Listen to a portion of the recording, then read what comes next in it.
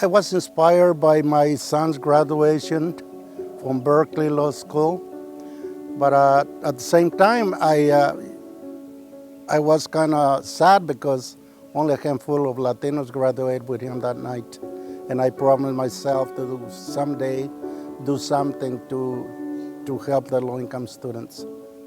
Our dream begins in 2006 when we provide 5 scholarships for $1,500 each one. And today we are celebrating our 10th anniversary, and we are going to sponsor 31 students. If a very humble man can do it, anybody can do it. All it takes is heart and love for what you're doing.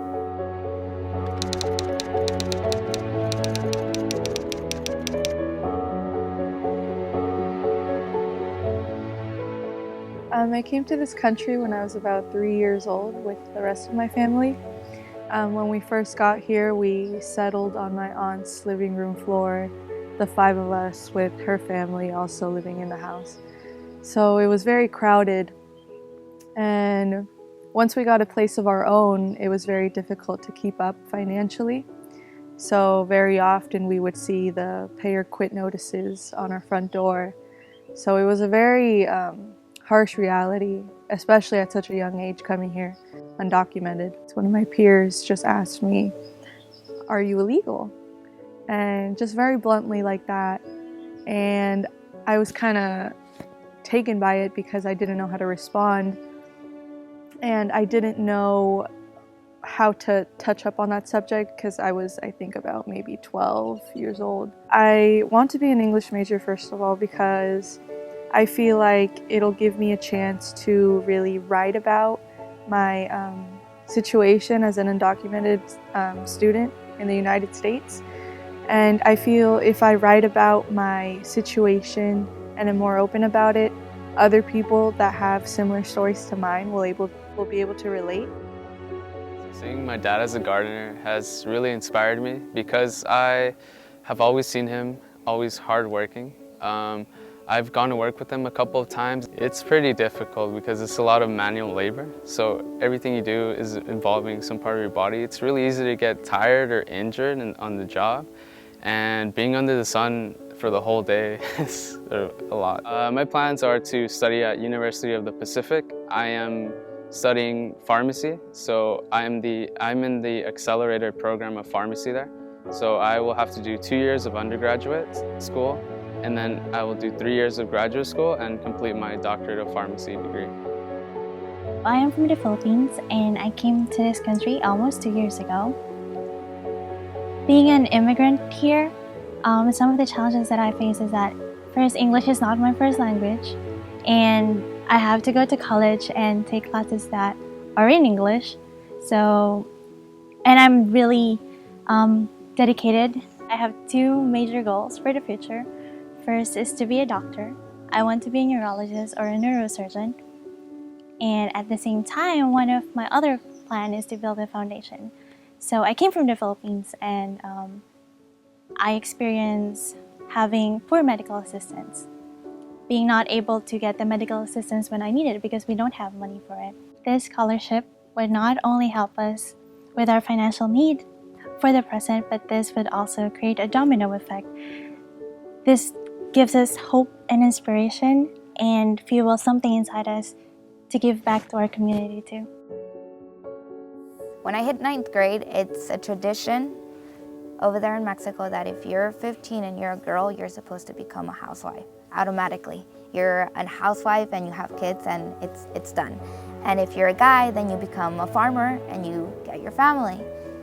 But since I wanted something more than that, I decided to go to a school that's an hour away. It's an hour-way drive, so it's in the city. I went to the city, and because I come from a ranch, they doubted on my capabilities of how I was gonna interact with other people and how smart I was and capable I was of doing the homework and stuff.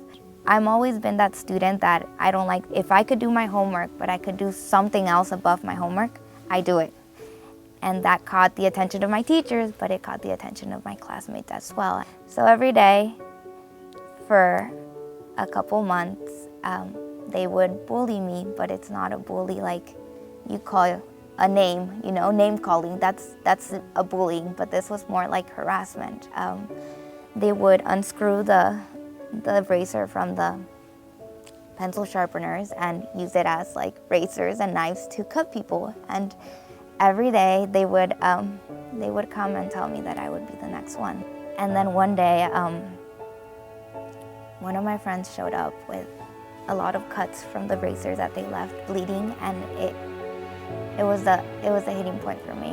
The day that I found my friend like that, I just went home and I locked myself in the room for a week. I did not go out, I did not go to school, and for my mom, she knew that something was wrong because I wasn't that kid. One day I wake up and I can't walk anymore. My dad decided to bring me over here, and when I got here, it was 3 months of being stuck in a wheelchair. I gotta say it that God played like a huge part in this, because from a miracle, I started walking. From all my generations, great-grandparents, everything of the above, nobody has gone to college. And the possibility of me going to college wasn't even an option. It didn't click in the normal norms of like what a girl like me would do. That didn't match any of us. But I did it. I did it. Catalino said that this is a little hope. Well, he doesn't realize the huge change that this is making to my life and to everybody's life.